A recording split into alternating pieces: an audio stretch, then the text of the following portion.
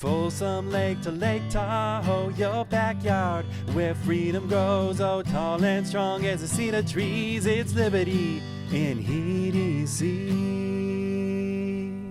Hi, everybody. Welcome to Liberty in EDC. I'm your host, Daniel Norman, and we're here with Chris Cockrell, who's running for supervisor in the 2nd District here. And you're actually a write-in candidate, you were just telling me, yeah? I am, Daniel. I am a write-in candidate. Yeah. I had gone through consideration points for a number of months and to determine that I would run for Supervisor District 2. Mm-hmm. There's a specific process to follow. There's information online. There's obviously guides that the Elections Office in El Dorado County provides you. Unfortunately, we had an appointment scheduling matter that came up, that arose, and an appointment was scheduled outside the filing window. When it comes down to it and moving the ball forward to do what I wanted to do, and that was be a District 2 candidate for supervisor, my only option was to do this as a write-in candidate. It is still a formal process. You still must qualify for that position. It is a constitutional qualification in the state of California. And so I'm a candidate in the sense and as valid as any of the other candidates in the District 2 race. I just have to have the citizens exercise their constitutional right in voting and write my name in. But I will be from here out, because this was formally completed just this past week, based on, again, statute and statutory requirements for write-in candidates. So I will be participating in all debates and such moving forward. Great. So the reason you're a write-in is basically there just weren't all the P's and Q's in order by a certain time, or? There's a deadline that you must file all documents, and there's a few steps to run through. Ultimately, the last step that you run through is writing a check for a filing fee, and you raise your right hand, swearing that if you are duly elected, you'll live up to the obligations of the job. You're swearing to an oath. Ultimately, I had a candidate statement that I wanted to make an adjustment to. It was suggested I didn't need to make that adjustment there. We had an exchange conversation that, well, I can come back at this time, that, and an appointment was scheduled for me to come back on Monday. Monday morning, I received the call, and the period expired on Friday at 5 p.m. So that there was no need for me to come in at my 9 o'clock appointment that was set. That said, that was, when it comes down to it, you can research it, look things up, and it doesn't matter that there was an error in that appointment being scheduled, but that's just the way it works out. Yeah, that's a bummer. Because, I'm sure that has to, set you back a little bit. Like, that's an extra hurdle to get over as a candidate now, yeah? I ran for office before. I've got a little bit of experience with running in Cameron Park. I've had success in obtaining votes for the positions that I stand for, and from, I guess, my constituent base that I have developed since then, 2 years ago. It is an additional hurdle, but the election process today is very different due to basically the California election law change for 2020, and El Dorado County adopted that law this past year. The Board of Supervisors did, and in that, one of the steps that I'll be taking for this presidential primary is that 100% of the ballots will be mailed to voters. So when you look at all the numbers and party breakdown and other demographics concerning the voters in District 2, which District 2, I don't know if you're familiar with, has a fairly unusual geographic outlay with Cameron Park, and it swings down through the south toward Latrobe. It grabs a little bit of El Dorado Hills to the county line, and then all the way over out to Fairplay. There is one point of it that the district that actually works up to Pollock Pines. But anyway, it's a unique district, but there is a lot of population, a lot of voters in Cameron Park where I've already had success. I believe, success. So Yeah. what was it that you ran before? I ran for a director position at the CSD. And what's the CSD? Cameron Park Community Service District. Okay. So California has a variety of districts. Districts can be set up for communities that manage their fire, parks and rec and other resources. You could have a hospital that's a district. Cameron Park is a district. El Dorado Hills is also a district. Anyway, I ran for office there looking at a 2-year position because it was a fill-in. It was a risky proposition. An incumbent was in that role. She actually will now term out this next year at the service district. Yeah. Okay. But it was what I had considered since then was the proposition of running for supervisor in the county. And I think one of my main goals was to really put Cameron Park on the map at the county level, bring some direct representation for Cameron Park. Also, though, it does encompass a lot of other geographic outlay, Shingle Springs. Again, I said a second ago, all the way to Latrobe. That brings a challenge to the role of the supervisor role in District 2. But that was my next goal. So what do you mean by put Cameron Park on the map? Have you ever heard of El Dorado Hills?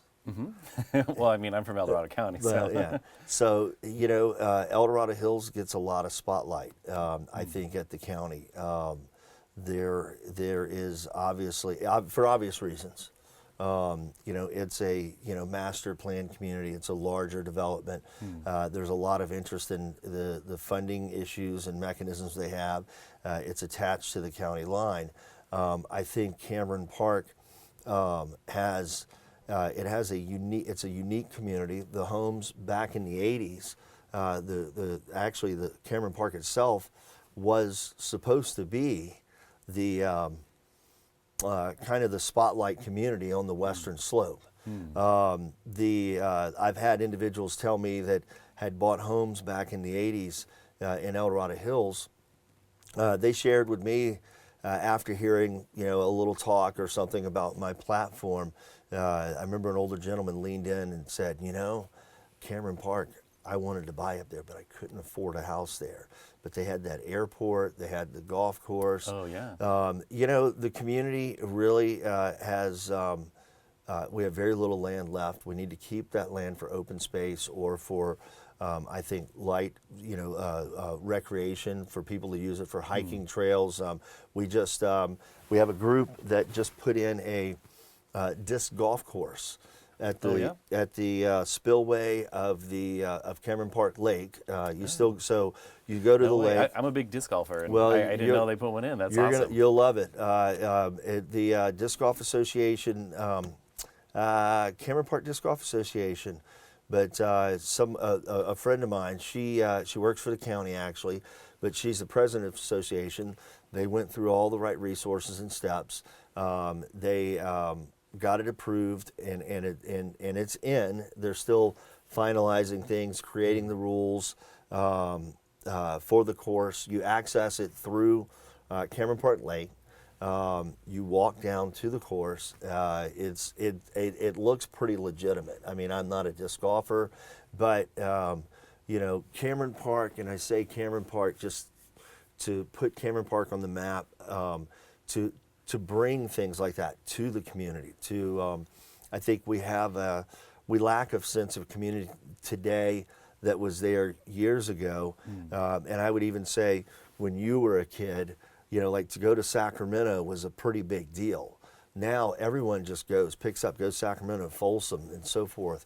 But if we have some of these resources in the community, such as this disc golf course, there's another disc golf course that's been sketched for the Bass Lake area, where there's an entire discussion at the county levels, and it's been going on between El Dorado County, the CSD, EID, all your different government EID is the El Dorado Irrigation District. But you knew that. Swansboro is important for that, right? Oh yeah. But anyway, there's a lot of programming like that. I focused on some of those things, items, just to bring something back to the community, give kids something to do, give families outings to do, so that we aren't having to travel and leave the county to go do these things.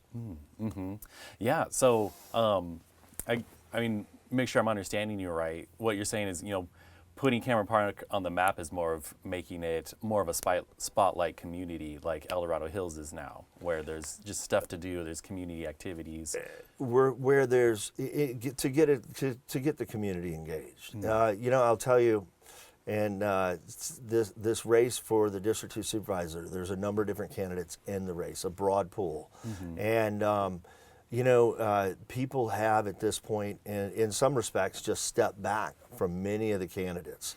You always have kind of your favorites. You have your political picks and things that take place, but it's just such a broad spectrum. I really wish we had more people trying to jump into the fray of getting involved.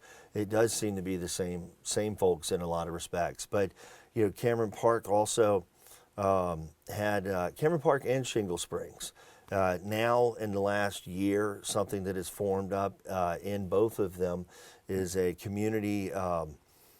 It's the CAT teams. It's remember my acronym here, but they've developed groups of citizens from each of the communities to further devise a plan for how the community is going to grow, what businesses will look like, maintain some uniformity, make them into,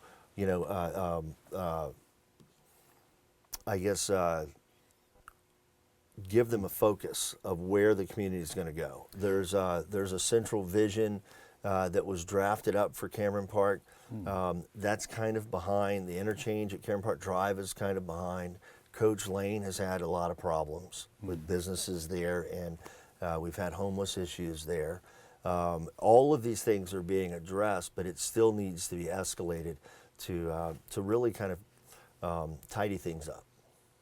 Okay. So is there any other issues that are like most important to you for the 2nd District? I'm concerned in this 2nd District race about several things. But something that really is of interest to me is that, all of the candidates have talking points, and the number one talking point is one word, the R word, rural. And I think moving forward, most every community in El Dorado County feels that they have their rural embodiment that they're holding on to, and they want to keep that there. And I don't think, I think there's a couple candidates who won't fit the need for what these communities desire as as their own rural definition. Cameron Park's being different than Shingle Springs, but also, if you went to there was a meeting 2 weeks ago in El Dorado Hills where the Planning Commission was hearing presented a public hearing with Parker Development, and you probably had about 500 folks from the community and surrounding areas there to listen to it too. But for some reason, El Dorado Hills feels that they're rural. While they have a lot of homes and so forth, they are not part of Sacramento, not part of Sacramento County. But I think that most of the candidates, including myself, don't touch the mic, will protect the interests of our rural communities. The county has a general plan that was written. It's a major document governing any growth in the county. And if it were followed, then the rural base of the county is going to be met. They're going to be mad? Met. Oh, It'll met. be Gotcha. met. Yeah, no, it would be met. No, it's not. I didn't say mad. But I think I would hope that the voters will take time to learn what's about the candidates, how hard they will work, what they're going to advocate. We need to advocate and keep our rural feel. We need to advocate small business. We need to provide jobs and opportunities and attract companies to the area that are a fit for our industrial parks that are already laid out and designed by the general plan. El Dorado Hills is chock full of space still, and we do have folks at the county level that are working to attract companies from outside the county to El Dorado County. We need to dig in on that and work harder. I think we need to have, if folks don't want housing here, which we have some correction I think that has to be made anyway, but ultimately if we're not going to have certain developments going into play that are talked about, then we can still have jobs, we can still have our businesses, parks, and have people kind of reverse commute. So why not have folks from the populace of Folsom come up to El Dorado Hills to work, or from Rancho Cordova? And there are some already. 12 years ago, I had a client that's down in Latrobe, and I was not living in the area 12 years ago. I was living in L.A. But they would, I had to come up and see them, and they're a national insurance carrier now. Anyway, I just think there's a lot of other issues that we can focus on and try to bring and update some of the features of the county without having just rural be that big issue, because I think we're going to be pretty safe. So that general plan, are you pretty much on board with that, or is there certain things that you think we should change about it? The general plan is a large document. There's a lot of information in the general plan. It takes big steps to change that plan. I think that the citizens of El Dorado County, the Board of Supervisors at the time, mapped out the general plan, and it's not that old, 2012. You want to correct me on that? I'm not sure. Okay, but ultimately, it's not that old. There's a lot of work that goes back. It took a long time to put it together. So that said, there's a process for changing anything in it, and if the citizens find need to do so, if it generally still coincides with the plan and makes sense, then you probably need to review that. But there's always opportunity to review any type of modifications to governmental policy and make determination what's best for the citizenry and fiscally, and other considerations that may be in play. So where are you at kind of on that spectrum of, no growth versus slow growth versus, the rapid growth? And there's a formula by which the county is supposed to grow and allocate dwellings and meet certain expectations of the general plan. Okay. Do you know what that formula is by chance? It's a little broad brush. We need to sit down and really go through the details of it.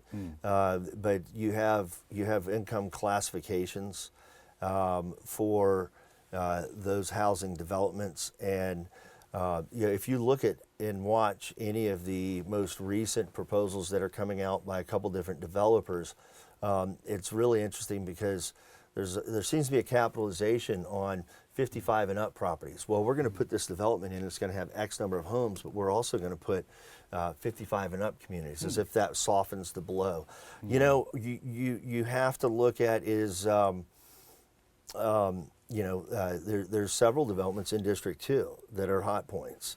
And if they were set up with the intent by the general plan to be developed at a certain acreage, a 5R, which is a 5 acres residential, then you need to generally stick to 5R. Unless the general plan calls for an exception, that could be made to that. You then, I think, with any modification, you have to put that back out though to the voters and the citizens to seek approval. Yeah. And the supervisors should be able to pull that back together and do what's right. But I would say I'm on most any topics. I'm a moderate, if I had to say, because I'm going to take into consideration, what the majority of constituents would have to say, and also taking into consideration fiscal responsibility, and making sure that we're doing what the general plan and code and law requires. Okay. Could you kind of sum up for me again, just kind of what the main points that are important to you are, like the most important things or issues, I guess?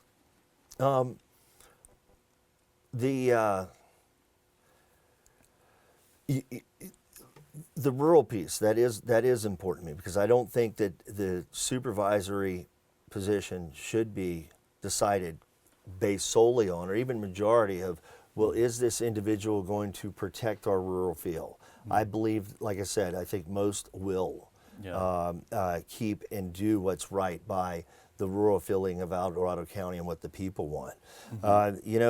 We do need to go through and assess our power concerns. Obviously, that's a big talking point for folks. I know in Cameron Park, for one of the outages, we lost power for a day and a half.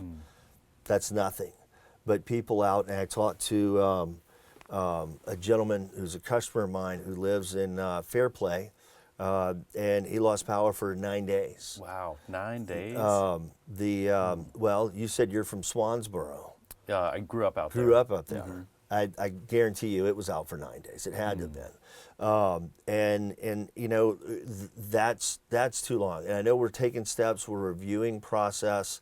I know that I don't think any candidate can come in and make miracles happen in dealing with government and the bureaucracy of but we can do things to certainly speed those wheels up. I know that I will work tirelessly at these issues and trying to get the stakeholders in to talk about these issues and identify network strengths, weaknesses, and look at what we already have as far as resources and evaluations to bring those back around. I've had friends who work for companies that have been flying drones throughout the county to evaluate the power lines. I know that I have lineman friends who have told me that they're out replacing lines with new upgraded insulated lines that if they do fall, they're not going to cause a fire. They're still very dangerous from what they said and can shock you, but the risk of fire is remediated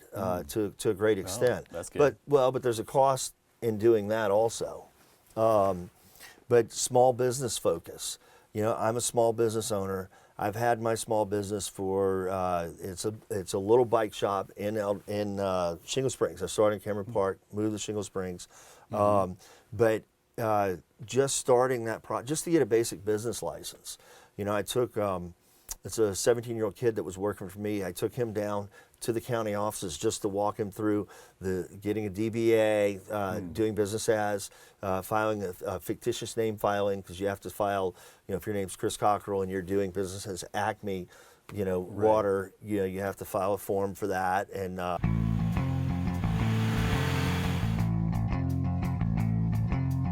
Hi, I'm Rick Rowe, owner of Placerville Polaris and Power Tools.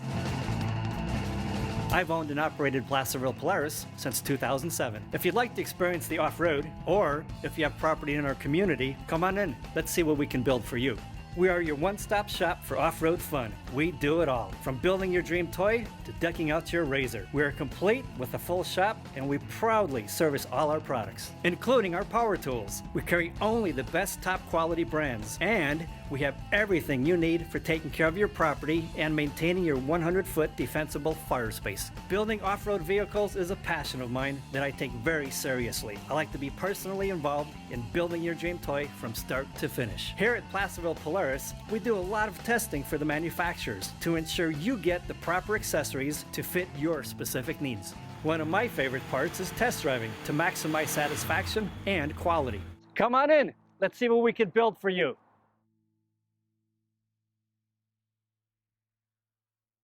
You have to advertise it in the Mountain Democrat. You know, you still have to check parcel numbers and go to department to department. And I think we need to encourage people to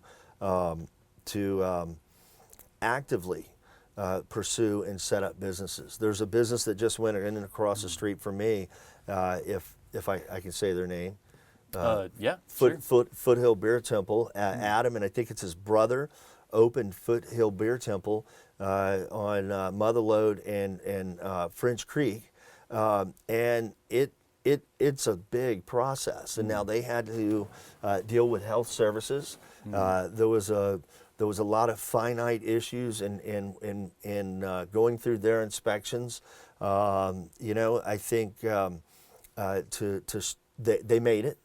But they took a lot of time. They took their own money, as I did, and started their own business. I think we need to create an environment that not only attracts businesses and larger corporations from outside to maybe come into our business parks and that kind of thing, but that encourages local people to be philanthropic, to create their own businesses. You know, they don't have to give money away, which would be philanthropic. But you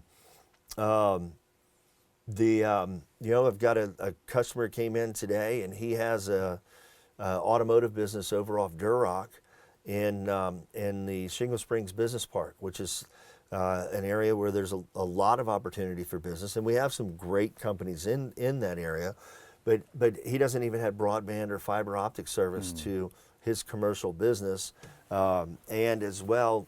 A second person came in today, and they own a local septic business, and we were talking about, well, how did things go? And you know, the since they started their business, you know, the regulations changed from there was a no fee basis for sewage disposal from all of our septic service groups out in the county, which there's a lot, to a fee base, which is they said it's very high in comparison to Sacramento and Amador County. Oh. So why don't we take a look at that? Why aren't we, if it's less expensive to maybe instead of putting it through EID, which the sewage side of a water bill, people complain is very expensive, and we don't understand it. It's based on some different numbers, but you know, maybe truck out our raw sewage as we do.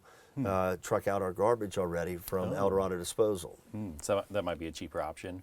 Yeah, evaluate and take a look at that.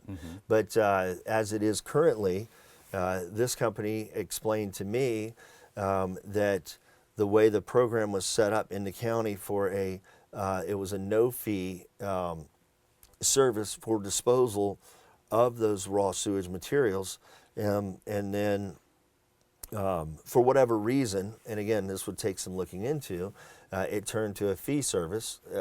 Obviously, the county probably determined that, well, we need to charge for this. Maybe they had not evaluated this up front properly. But there's a lot of opportunities. There's a lot of opportunities in the county for grants, but we don't pursue those grants. There may be opportunities for grants in those respects too. For kids programs, for recreation centers. But that said, back to small businesses, this company just bought a piece of property over off Duroc, but they will not be able to have an upgraded broadband system or service at that business. I had another client who works at a high-tech company that's further up Motherlode. They have exceeded their space. They need to add space, and they want to do it off Duroc. But because their computers and the work that they do need to link up and have fast, active interaction between computers and networks, they won't be able to. Or it's going to be very tricky because they don't have the service they need. Right. So they might have to move out of county. they may have to move out of county. Which is a bummer for the county. Which is lost wages, which is more commuting. Have you heard of carbon footprint? If I ask you a question, you're talking about general, right? Like yeah, what, like you for- walk into for the woods, you're environment? leaving a carbon footprint because Yeah. you weren't there, and whatever you leave or anything else. The county is big on if you open a business or want to open a business, what impact will that business have on roads? We talk about roads. Roads are a big issue. We need to find, identify, and refine revenue sourcing What for does that repair. Revenue source for repairing roads. Well, the fees, traffic impact mitigation fees that are assessed for buildings, but businesses also will have to pay, generally have to pay, depending on the size of the business and the impact that road traffic may have Gotcha. going to and from that business.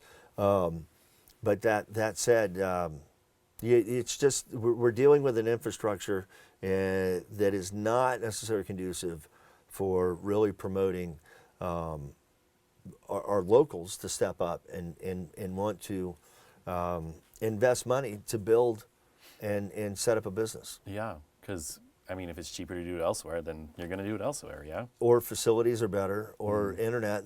I think the broadband piece is really a big item. And how do you get sufficient broadband out to Swansboro and Georgetown, Mount Aucum, Fairplay, Somerset, these different areas. Yeah. Well, even recently, we used to work, with the Thompsons and everything, and our studio was in their dealership, and we were on the side where In-N-Out is of the freeway, and there wasn't any broadband over there, which was like they had to set up their own link from their GMC store to the other stores and chain link those off of it. Right. And and they're a big business up here, and so they're able to do that. But smaller businesses they couldn't build on that side of the freeway. Right. If they needed that type of connection. Even with some of the alternative internet access services in the county, and I've had them. In Cameron Park, I've had them. It's inadequate. It's inadequate to handle and manage the bandwidth that all users in that area are putting on the switches and that the service providers are operating. Where my business is itself, I don't have broadband. Xfinity, Comcast, is not on my side of the street. They are literally just on the other side of Motherlode. Yeah. Motherlode is Old Highway 50. My building's been there since the 1800s. Maybe nobody wants to run broadband to an 1800. I need that. I have just DSL, and for some of the light cloud service type point of sale systems, credit card systems that I have to constantly move through, and it's a struggle. The broadband and Xfinity would work so much more smoothly, but even just to get it across the street, I think it's about $1,200-$1,500 if I want to pay that to bring it across the street. And that's something though that I don't know. At some point in time, you would think we would have it, but being, I'm going to say I'm probably 8 miles inside of El Dorado County from Sacramento. You'd think on Highway 50, the corridor, I would have that. Right. Yeah. And the Thompsons I was talking about, they're right there, center of Placerville for the most part, on Highway 50. Well, and that intersection, that entire area along Forney has been re-engineered. You would think that some of the programming, it's got to be close to Thompson's. It is over there now. They eventually got it over there. Yeah. Okay. Well, which may have been part of this that went on with the road change over at the exit, the new exit. Oh, That's right. one of the things that I want to see in Cameron Park is more efficiency at Cameron Park Drive for folks who live there who want to shop in Cameron Park at Safeway and the other businesses there, to be able to get off at Rodeo Lane. It's about a half mile up from Cameron Park Drive, and to put a accessory lane or slip lane that would bring traffic into Rodeo, where folks are going to Burke Junction or to Gotcha. Nugget or to Applebee's or any of these, to the kidney dialysis center. They can get right off, and they don't have to go up and sit in traffic on Cameron Park Drive and wait Right. for the it's prohibited right on red there. Yeah. I come up the hill all the time, and I really like shopping at the Food for Less there. But that's always a debate. Is like, Right. oh, do I really want to go through the light down there? You know, that's like, called is it worth forklift it? now. Or forklift? Oh gosh, yeah. Forklift, right? You're getting old. You're showing your yeah. age. So Yeah, I remember it was back in the day with Sam's Club, or a Sam's Club, Town. a Sam's Town. Yeah. Don't say that up here. After having owned my own business, I grew up in a small community. Heck, it was on the Mississippi Gulf Coast near Biloxi, and it was founded in 1699, and it's a super quaint town. And it's a bustling downtown, and it's full of mom and pops, but you know, the drugstore was a franchise drugstore. There's some other things like that. A lot of neat restaurant. It's eclectic. You can drive your, if you have one of these golf carts with lights and such on it, you can drive those downtown. You know, the oak trees. You know, some people in the county complain about our oak tree ordinances. Our oak trees are beautiful. Where I grew up, you know, since the 70s, oak trees were protected. You didn't touch an oak tree. But anyway, that sense of community, you know, I've seen it, I feel it, and it would be really neat to have that type of sense of community along Coach Lane. And that's Envision Cameron Park. A gentleman by the name of Bill Hughes, who is a member of the Cameron Park Rotary. He's also very involved with biking in the community, but with seeing some of these practices move forward that will kind of grow and bring attributes to Cameron Park that are community worthy and make them want to come out, shop local, stay local, do things local instead of going down the hill and out of the county. Yeah. Heck, who knows? I mean, you know, hey, folks from Swansboro, they come to Placerville to do and take care of their things. And Georgetown comes down to various areas. They go up, Georgetown goes up to Auburn, though, too. Yeah. But anything that we can do to help better facilitate, I think, local businesses and foster a stronger environment, that's a really big thing for me. Yeah. So this definitely seems like, you know, something that you're passionate about. But why? I mean, what's your big why for you? Why do you want to be the second district supervisor? Why do I want to be the District 2 supervisor? I think that I have an ability after 20 years in the insurance industry. I was also United States Army. I am a United States Army combat veteran. You know, I've worked for government leadership. I've worked for private corporations. I've worked for mom and pops that were very successful, but were interesting. And I have dug in on grassroots campaigns to sell in different areas that are very similar. Not so different, I would say, to El Dorado County. Some of these groups in Montana, Idaho, but then different in Phoenix, Arizona, and Hawaii. But I believe I have an ability to bring people together and identify the right people to put the correct solutions on the table. Again, I don't think anything that we have going on is broad brush, except the urgency in some areas to find remedies for for our power issues, for some of our tax-based issues regarding the traffic impact mitigation. You know, some of these hot points, we need to address those. We need to make sure that the plans in the community that have been in play are meeting expectation for how those plans were approved, review them, and stay on top of them.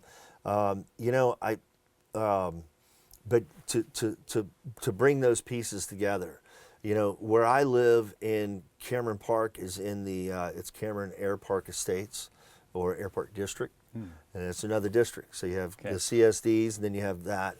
We're an air park community, and we have a commercial business side, and we have a residential side of about 125 homes.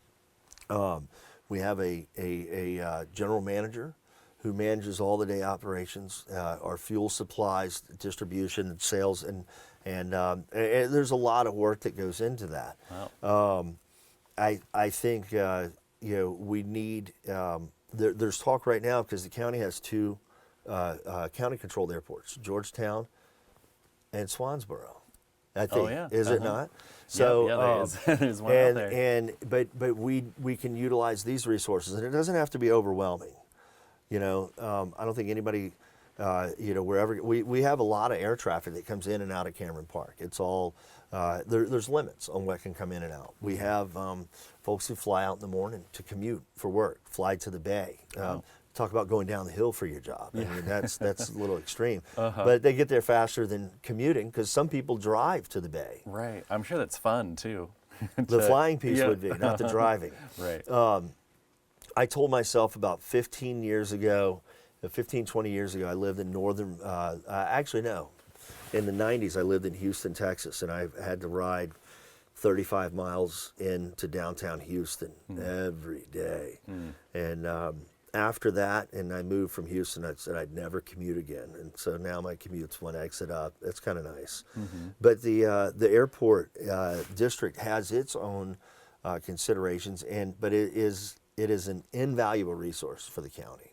And you can also have businesses in the airport that are airport related, but not necessarily that you have to have planes, more and more traffic flying in and out. You keep that under control. You have noise restrictions and things like that to make sure. But there is an item that's has been turned into the Planning Commission with the county, and they're trying to put in a 72,000 square foot self-storage facility right on the runway. It's a taxiway and then runway. It's close enough to the runway to say it is. That's interesting, and so you have to go through, and we need to go through and identify the fit for these types of things. So what will that storage do for the airport there? I don't know.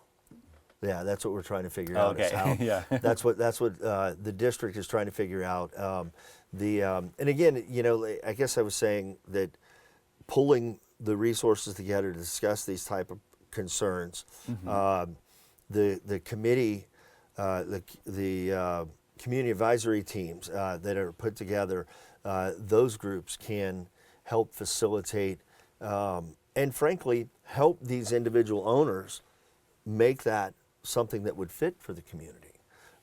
Maybe like the other businesses that are there, there's hangars down below, and then from the street there's office buildings.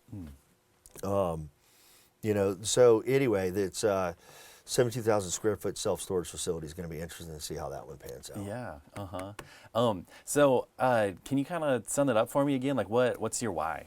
Like why do you want to be that district supervisor? Like I said, I believe that I have the knowledge to bring together the right people to find solutions for a number of these different issues that folks in the county, in District 2, that are of great concern.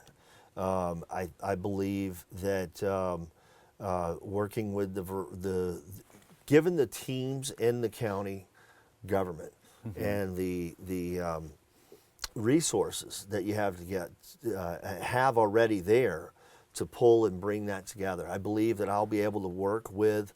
We've got we have 3 supervisor races going on, but in trying to build hypotheticals for how that would lay out, I believe I'll be able to work with them to put forward some of the best solutions and review the issues as in a moderate manner to hopefully bring the right decisions for whether it's roads or power review or just other community resource pieces that serve the community as a whole.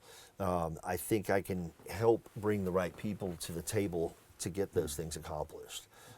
Maybe it's resources outside of the county that we need to reach out to folks with different divisions in the state or federal governments to help foster those. And that's where I said a minute ago, you know, identifying grant monies. There's grant monies for a lot of different things in the county, or that could come into the county, but we don't pursue them right now, or at least not actively pursue them. Okay, great. So tell us, you know, a little bit more about yourself. You know, like how long have you been in the county for? So I came up here with Lena Balchunas as my wife. She grew up in El Dorado.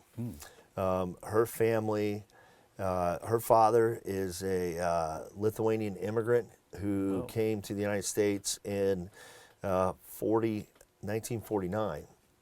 So they were escaping Nazi Germany. Wow. His family got to Jersey, and I don't know how much I should tell about my father-in-law, but he was at Ellis Island, and someone at Ellis Island handed him a banana, and he grabbed it and just bit it.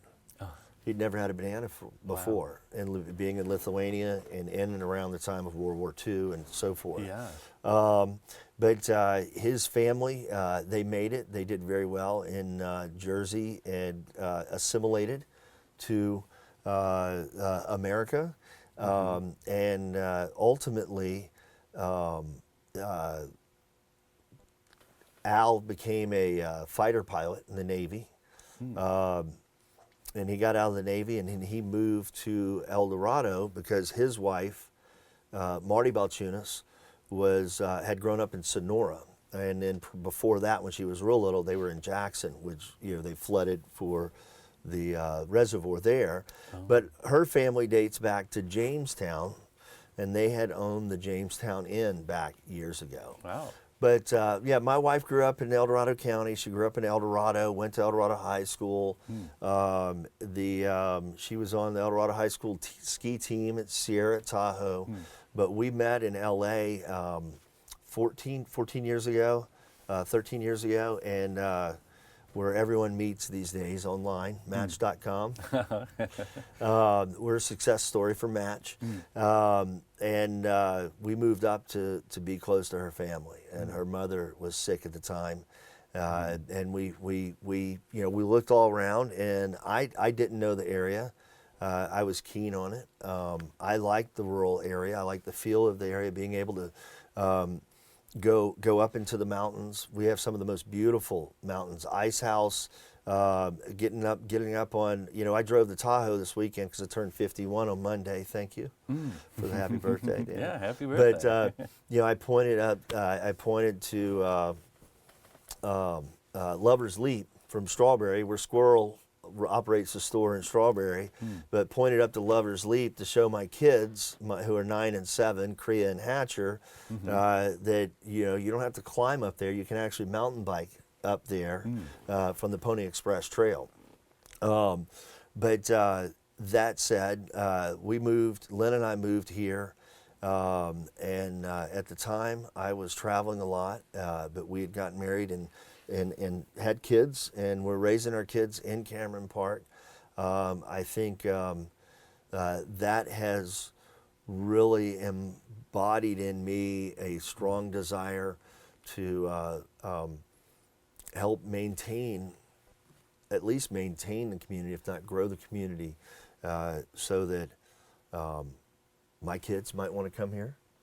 When they grow up, they may want to stay here, or they'll have opportunity here, or they won't have to jump on a bus or God knows what to go to Sacramento or San Francisco. You know, I don't know if my son does. Maybe he's flying out of Cameron Park for his commute. Hi, my name is Jeff Gutierrez, one of the owners of True Value Hardware on Missouri Flat Road. My parents are the original owners and bought the store 36 years ago. I grew up in the business and had my first day at 12 years old. The first customer I went up and asked for help, he said, "Yeah, go get someone older." I still get that response today, but now it's a compliment.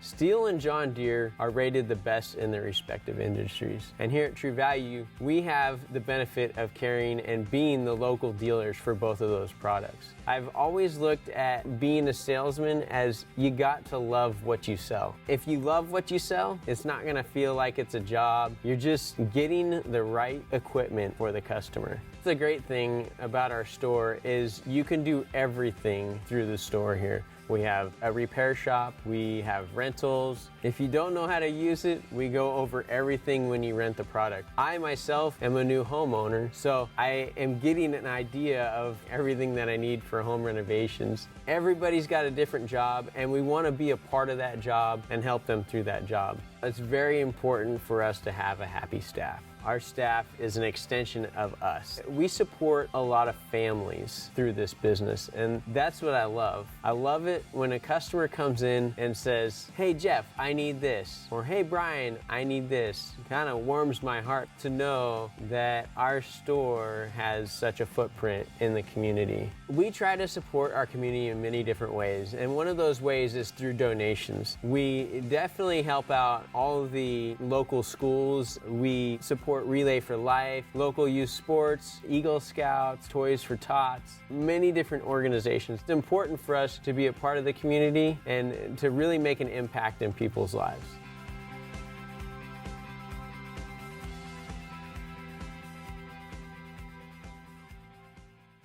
Today, my day-to-day, running my small business, which contributes to my family in the means that it can. It's pretty small. But what's your business? So I've always loved cycling. My baby book, my mother wrote in my baby book, and I can, then if you make these claims about something, you have to be able to prove it. It's at my house, and my wife just cracks up. My mom wrote when I was 5 years old, he loves to ride his bike. The only problem is he rides too fast. So I've never been a racer, or I don't commute on a bike. I really do enjoy cycling. I think just one is just an overall recreation. It was about 5 years ago. And my kids were then 4 and 2. Things start calming down in the house a little bit. It's crazy as anything right now, 9 and 7. So I don't know what I'm saying. But they did start calming down a little bit. My wife started encouraging me, you should get back out mountain biking. Because I used to mountain bike a lot in Southern California. A couple times a week. I was going up to Mammoth pretty regularly in the summer, in season, if the snow would ever melt from Mammoth. But I found this El Dorado Trail. And this is a big talking point for me that has become a passion for me, especially in the last 2 years since my bike shop is on the El Dorado Trail. I found that trail and I went riding on it. I had my German Shepherd who rode up a few miles and back. And I told my wife, I'm like, why this railroad track and trail and corridor, and it's called the SPTC JPA, the Sacramento Placerville Transportation Corridor. It's a joint powers authority. It's a group of different entities, maybe a district or city, county as it is, but they all come together, and there's 5 board members, and they control that corridor from basically Placerville all the way down to 65th Street. The ultimate mission of it is a multi-use corridor.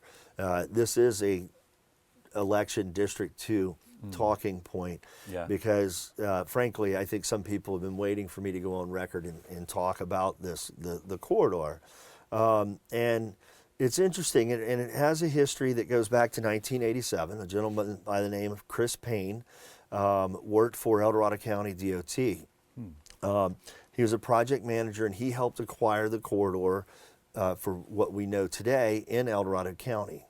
From there, a lot of things have happened. There's a lot of bureaucracy that has come about.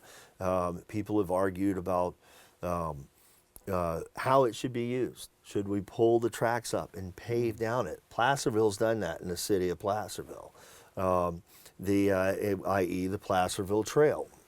The El Dorado Trail has remained from Missouri Flat to the county line as dirt and railroad track.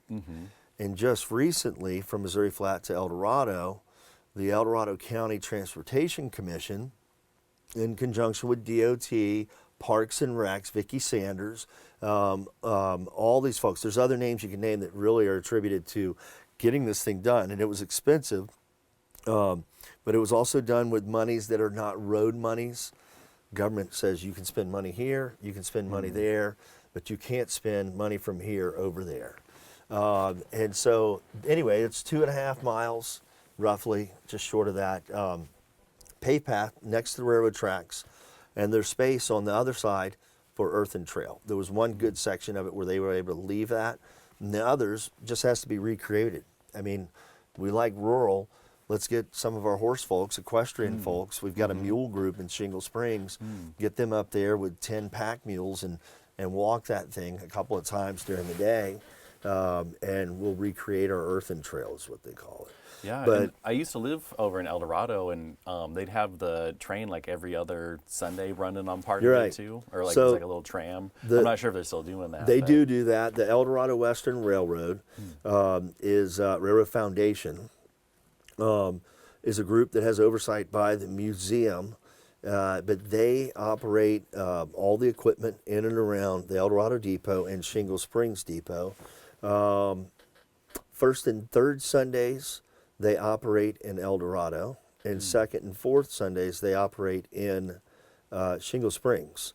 And they do they have sprinter cars, they're old lumberman carts, and they hold about 6 people, and they run them up or down the line from El Dorado, and then in Shingle Springs, they're allowed to run up, and they get to about Greenstone.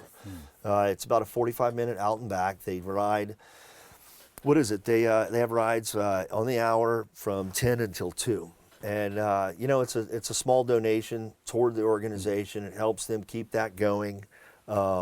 There's you guys. You should do a show on that whole thing because that'd be interesting. It's great, gaining traction. I talk to people every day about and promote this El Dorado Trail. I tell you, the new section last week. There was a gentleman that's part of the organization with all of that who was in my shop, and he witnessed one of our residents on the trail this side of El Dorado, who he's getting out there and his wife's getting out now, and they just love riding it. A dad came in, and his 18-year-old son had been sitting on the couch a lot, and he sees this, and he was picking up a new wheel to get out there and do that. And I had an old scrap wheel, $10, go get them. But I think the in the county on the western slope, there's a good number of business opportunities, but I believe that one of the last things we have to hold on to is potentially tourism, and we can do that in a manner too that is not overwhelming to communities. And we do. I mean, Tahoe's a big struggle. Tahoe has a lot of issues with the influx of people, where they're staying, renting houses. We have new regulations imposed by the Board of Supervisors or imposed by ballot measure that put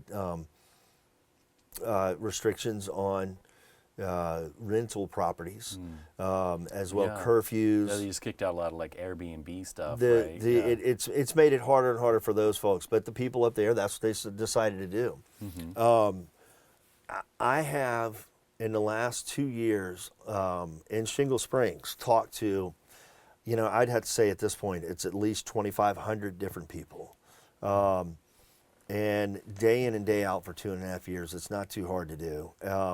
And even as a standalone business, I think it's actually a pretty significant number, but 99.9% of them would love to see this El Dorado Trail used as a multimodal transportation corridor that is designated to be, keep the railroad tracks, pave next to, and keep the earthen trail on the other side. And I do a 49-mile, my 49er ride, mountain bike ride from Pollitt Pines down through Placerville, over to El Dorado, past where you used to live, to Shingle, and all the way out Latrobe and up and out to Folsom. Wow. And then you get a burger, however you like it, in and out. But we did that on the 4th of July. It's just a great trail for mountain bikers, which is my background in bicycling. But again, there's opportunity. There's grant monies out there, and it is expensive. But the grant monies, if we don't get them, the grant monies are going to San Francisco, to Fresno, to LA, to San Diego, wherever else. But if we apply for them, then maybe we can have something that would be a world-class recreation resource for us locally. But also, you know, I mean, I think it would be pretty incredible to have a bike race. You know, we love the Amgen coming through the county. Have a bike race from Folsom all the way up to Camino and back, or something in between. You know, some friends of mine, they have the Spirit of Benny 5K run that's coming up. They're doing that on the trail up this way. You know, there's endless opportunities. We can have the Rubicon, South Fork of the American River, and the El Dorado Trail as regional destinations. Yeah, that sounds great to me. I would enjoy it. Yeah. Well, I'll call you on that, because I'm going to have you come out and get on a tandem full suspension mountain bike. Oh yeah. Oh man. As much as I enjoy biking, I'm not very good at it. You don't have to be. I will be driving. I'll have it 100%. You know, I will be steering, and you just have to help pedal a little bit. All right. I might be able to do that. Yeah. So, where can people go if they're interested in, you know, getting involved in your campaign? And you know, one of my biggest message pieces that I need to convey to folks that yes, I am a write-in candidate. You know, look at my Facebook page. Just search Chris Cockrell 2020 District Supervisor, Supervisor District 2, Chris Cockrell. Know how to write my name. You have to check the box and write my name on the ballot. And how do we spell that? Chris, C-H-R-I-S. Last name is Cockrell, C-O-C-K-R-E-L-L. Spelling does count. Minor errors in spelling are not going to be. The standard is, what did the voter intend to indicate? Yeah, I remember like years ago helping out, like when I was in high school, with like a voting place, and like some of the write-ins when I think Ralph Nader was a write-in for it, and like some of the accepted write-ins were like Ralphie and like the Nader, and there was some pretty weird stuff that they would accept. So this is again, it comes down to a constitutional issue, and I am a constitutionally, by California's Constitution, declared candidate, qualified candidate is the word, for the District 2 race. You know what? I haven't looked in the last 24 hours, but if you go look on the website for the elections office, you'll see 6 of us, and then number 7, me. And so that is a distinction that makes it very different from what a lot of people had seen. You know, they think that, you know, the presidential, no, when was it? With Arnold Schwarzenegger ran for governor, and I think Gary Coleman, God rest his soul, Gary Coleman was a candidate also. And so you can't just write in. If someone writes Daniel Norman and puts a check, Daniel Norman, doesn't count. Right. Because you're not a candidate. I'm taking this very seriously. I mean, this is every minute of all day long, I'm taking this very seriously. I do believe that I have a compelling argument that I will be successful. And to be successful in this primary, you have to be number 1 or number 2. Because no one out of 7 candidates is going to get 50% plus 1 vote to win it outright, to lock it in. So the top 2 move to a runoff in November. So we'll have a break, but then you and I will come back and we'll talk if I'm 1 or 2. And again, I think that the background record is that that I, you know, one, I've been involved with a lot of county processes and promoting small business and reasonable, moderate discussion points on some of the big ticket items that come up. You know, and I didn't even get to all of my little points here. You know, I just seeing one when I said that. Yeah. In the last couple of years, and I'm not going to throw names out about this, but there's some veterans that I've worked with. I'm, you know, being a United States Army combat veteran, I went down to Panama in '89 with Manuel Noriega's little fiasco that the U.S. entangled with him. What was that? Operation Just Cause. The United States government needed to remove Noriega from control of Panama. And so there's a lot of history that ran up to that. There's involvement with. I guess, I like to tell people there's a bubble of bureaucracy and conspiracy, and you got to figure out what's what in between. And but ultimately, the United States was removing Noriega from office. He was putting at risk Americans that were legally there at our military installations. He had murdered a couple of military members. There were a lot of family members that lived in the Panama Canal zone, and they were at risk. It actually became an international controversy because certain entities at the United Nations tried to say, or maybe even countries, that we had done this illegally. But nonetheless, the United States invaded Panama. Noriega was ultimately captured, tried, and he has since passed. But in the last couple of years, veterans issues have become more near and dear to me because I have projected myself into them. And I've met a lot of people around, and I mirror, or like to think I mirror somewhat of what they do to try to assist veterans. I mean, I've got a full-time job. I'm raising my kids with my wife. We're chasing down all these different things, so it's really hard to do everything you would want to do to help these organizations. But I do have, and I've started talking with some folks. They're in a different state, and they have put together a Veterans Village program that would, again, we have to call on the community to help with this.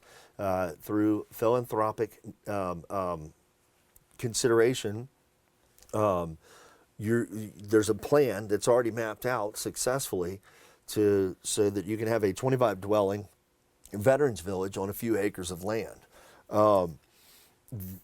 This area, I think Shingle Springs, Cameron Park, El Dorado Hills, up the 50 corridor. Cameron Park in generally that too, because we have everything we need in Cameron Park. You could move to Cameron Park, you don't have to go anywhere else, because you have your groceries, you have your medical, you have dentists and all your other practices you need. You have, Churchill's Hardware, Mike, my buddy, and you have Ace Hardware on the other side of town. You have all these little things right there. But even to put a Veterans Village there, people who maybe need just basic necessities, it's all right there. But that's that's something that will be a really strong project of mine. And some of these people that I've worked with in the last couple of years, who have been doing this for a while, a couple of them, I hope that they will join in that mission. Awesome. That sounds great. Is there any other points that you had that you don't want to miss Are out you looking? on? I don't want you to see them. So, I won't peek, I promise.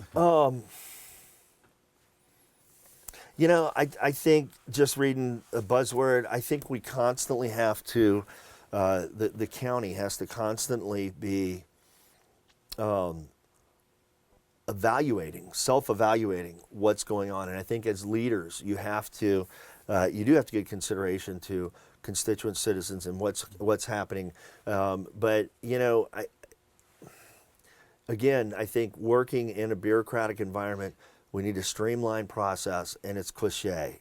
But I think that I'm going to bring to the table a drive and energy and desire to, put in 12, 16-hour days if I need. Have a project board that's you can't go too many projects because you're just never getting anything done, but you may have to tier them and have, you prioritize, but have projects that really need to move forward.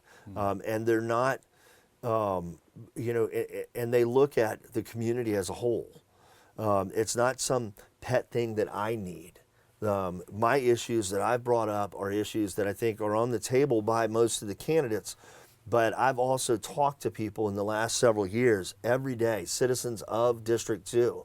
My shop's in District 4. So District 4, I get a lot of those folks too, but I get Placerville and Swansboro. I have a customer who lives in Swansboro. I think I'll be able to pull those items together and again, just really streamline them and make some of the tough decisions. I may not be a good leader isn't a fan of everyone necessarily either. But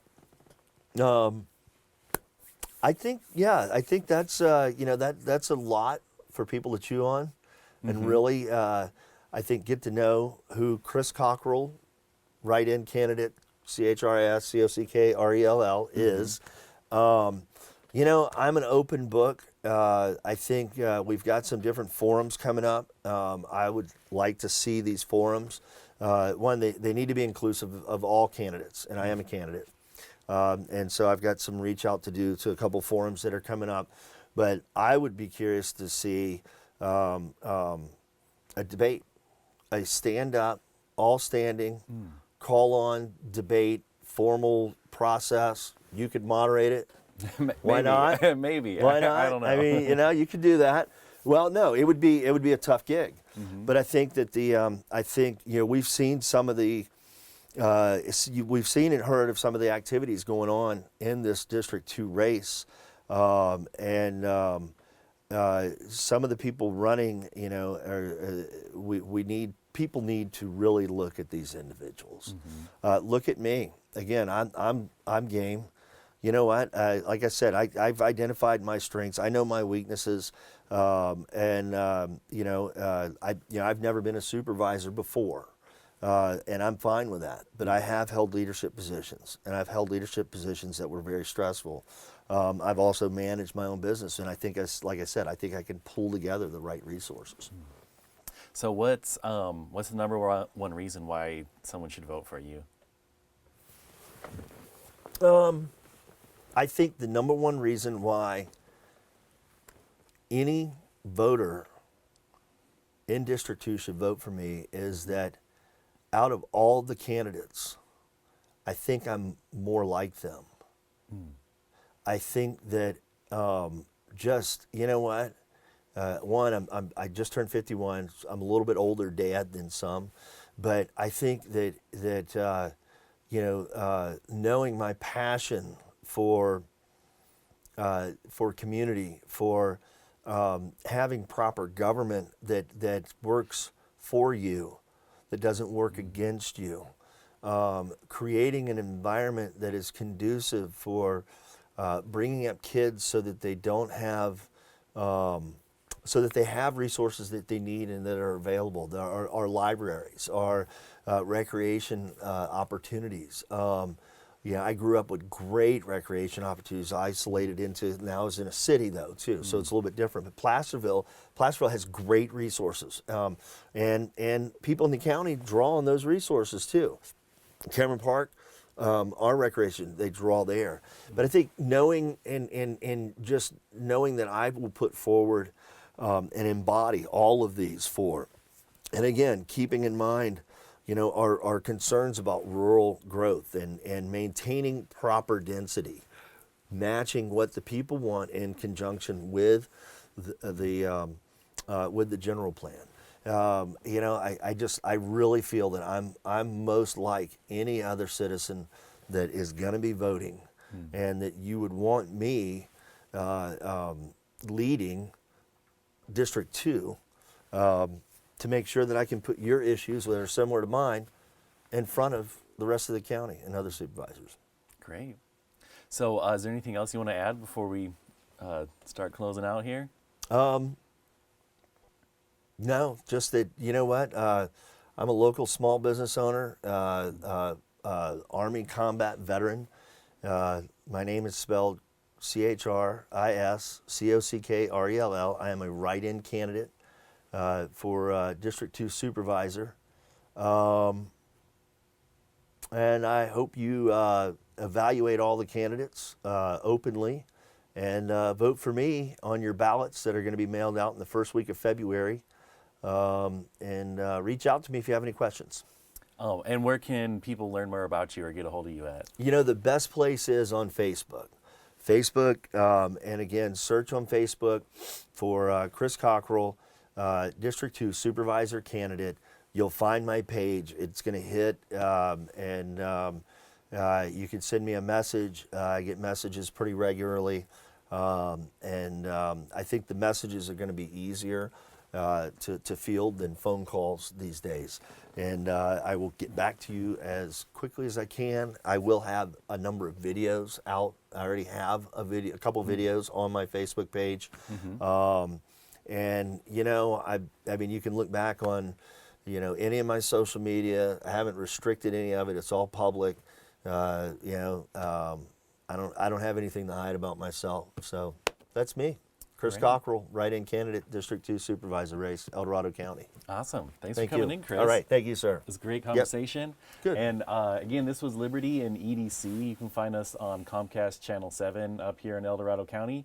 And we're also on YouTube at youtube.com/Foothill7TV to see any of our past shows. And we'll see you guys next time.